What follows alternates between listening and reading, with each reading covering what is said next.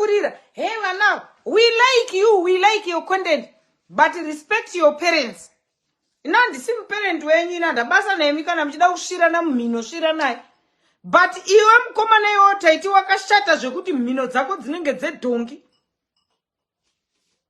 Sinditori nema-V11 ekubva kufamily yehure hozana rako rauri kushira. But because I decided that you are young kids, so I don't want to bring it. Don't do that. Sai uri kuda kuisa bish. Iwe mukomana iwe une chokwadi kuenda kubechere mwana weRashama. Kunge munhu akasura tata.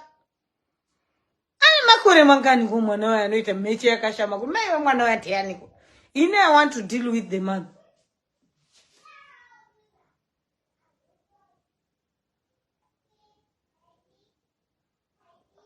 Varikulikisa ma video avo guys, I'm telling you this. Me are not a joke. The fact that they are leaking their videos alone, don't make Zimbabweans stupid. We have a lot of problems. Tinema problems aninga ana passion Java. You know, mahure asina basa yana Java ngocha dzinoshirwa kumata. Tinema problems asingaitise nyika yeZimbabwe. Tosoro nyaudzwa na TETE nemusikana wake nekuti vanga vachishirana paguvu. How come to be? Which kind?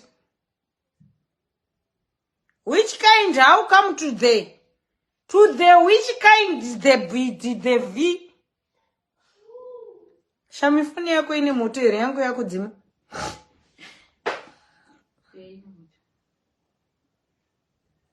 TETE unombora yako yarema zvekuti ingarembere Zimbabwe nematambudziko ese ari muZimbabwe. TETE usati tange isusu because katawa isusu zvedu ana mai Dominic, we have got nothing to lose. We will come here and vomit, relax, sit.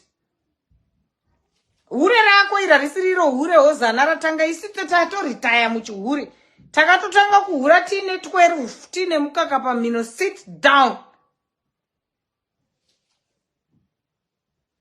Tine ma problems ana passion Java vanofamba vachiita matuzviku chitungwizi. Atisati tasova. Yo yabana vaneka hure kako kakabhishu kako kasina kusvinirwa mukaka kumheche. Oh hey. Yeah, relax, respect yourself.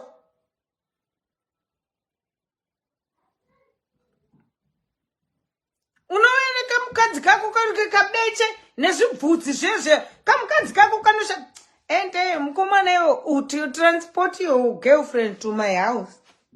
Azona kuti ndimuisi mutswere kubeche satanyoko.